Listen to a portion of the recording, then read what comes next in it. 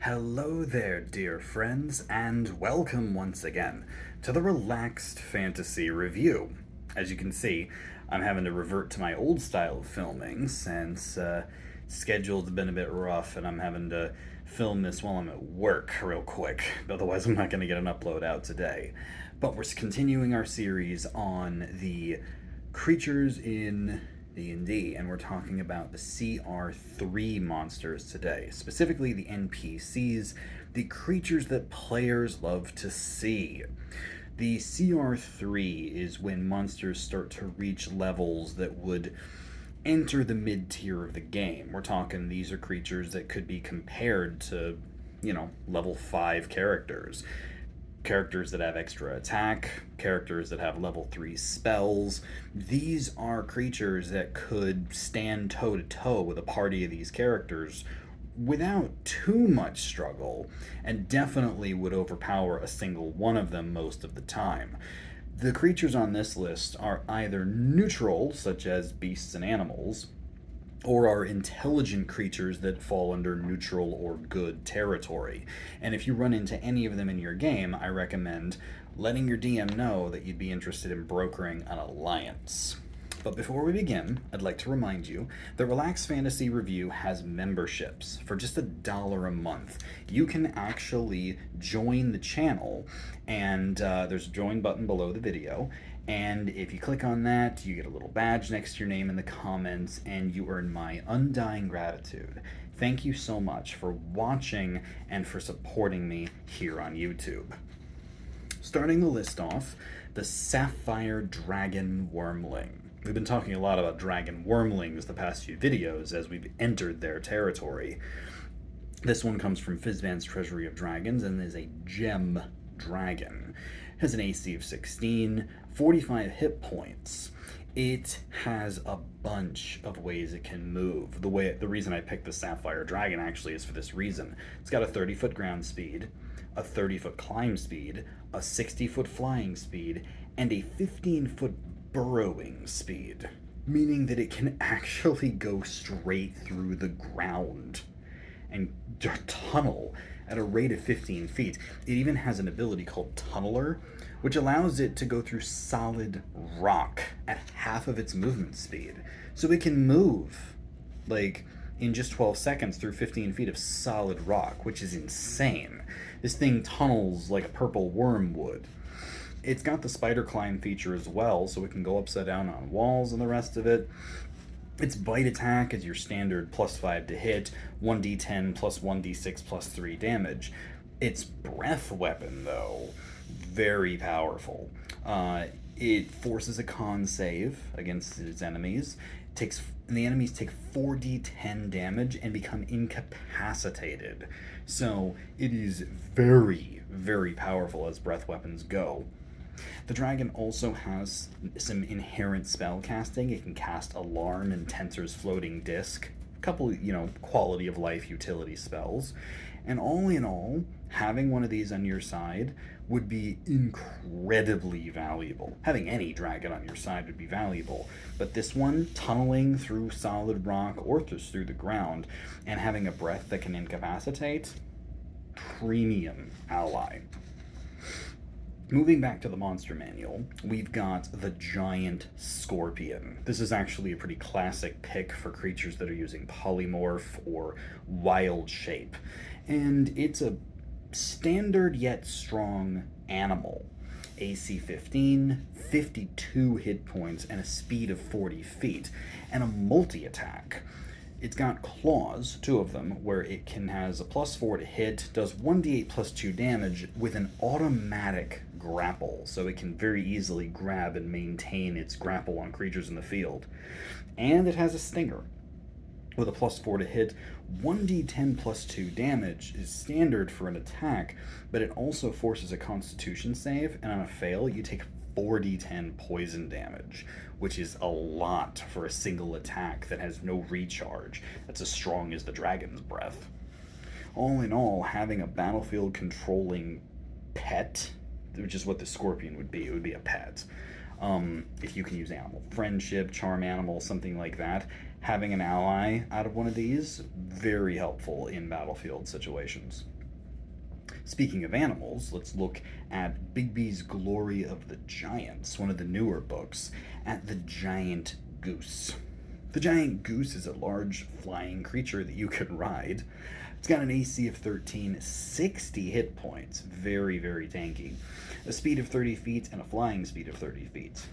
It has a beak attack that it can use as a multi-attack, plus 4 to hit, 2d6 plus 2 damage, as well as a wing attack, which is plus 4 to hit, 1d10 plus 2 damage, and it forces a strength save or can knock people prone, which is really handy, knocking prone. And finally, it has a recharge ability of its own, the Thunderous Honk.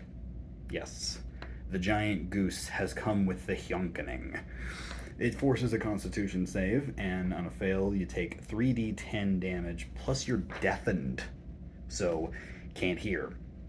Deafen's one of the weaker conditions that people can go under, so it doesn't do a whole lot, but it certainly can have its place as a distraction for anything like that. So having a flying creature that you're allied with, and these creatures again are neutral animals, so you could charm them or tame them in theory. And yeah, just this is a really strong one. Let's move on to Volo's Guide to Monsters, the Illusionist. There was another version of this printed in Mordekainen's Monsters of the Multiverse called the Illusionist Wizard, but since they technically have different names, I'm going to go with the original. I like the original better. It's got an AC of 12, although they can cast Mage Armor to bring that up to 15, 38 hit points, and a 30-foot walking speed. They can use their standard quarterstaff bonk, which is just plus 1 to hit, 1d6 minus 1 damage. They have a bonus action ability called Displacement. This is a ability that creates an illusory copy of them, kind of like a Displacer Beast's ability. This grants disadvantage to anyone trying to attack it. And what's interesting about it is that it recharges every time the illusionist casts a leveled spell. Speaking of which, they have a lot of spells. I've put down a couple key ones here. They have the Poison Spray cantrip.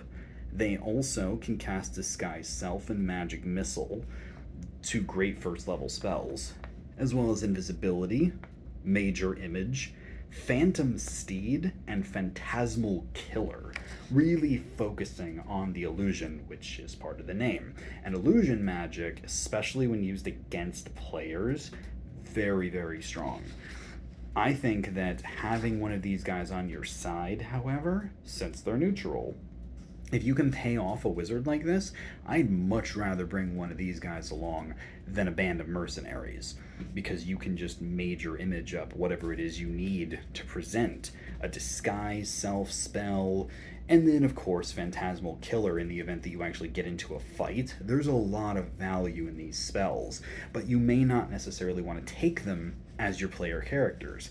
Having an NPC know these things, super powerful.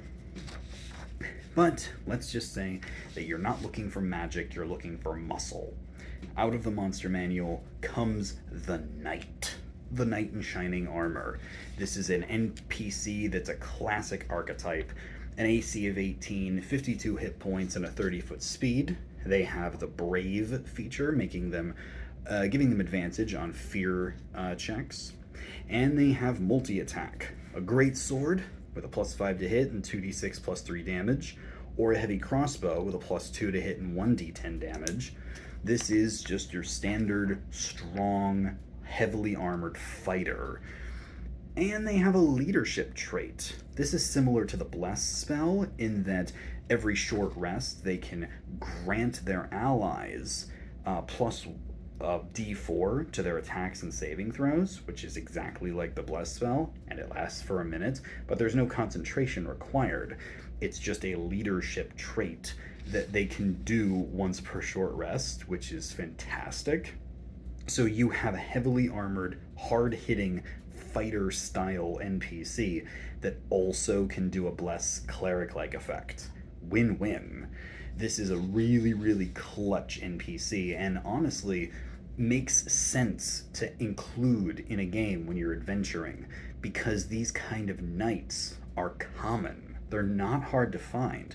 They might charge a heavy price or demand that you work within a certain code of requirements, but if you can get one on your side, it's just like having a really strong fighter by your side, and with a bless effect to boot. Depending on your game, any and all of these could be available to you as you move throughout the worlds of the Forgotten Realms, or Eberron, or Greyhawk, or wherever you're adventuring. Ask your DM whether these monsters could be ones that you could have on your side, and if so, you could see yourself getting a good power boost in the mid-game. This has been the Relaxed Fantasy Review. If you enjoyed the video, please like and subscribe down below. Have a look for the join button down there, and keep your eyes peeled for more monster reviews coming down the line soon. Have a good one, my friends.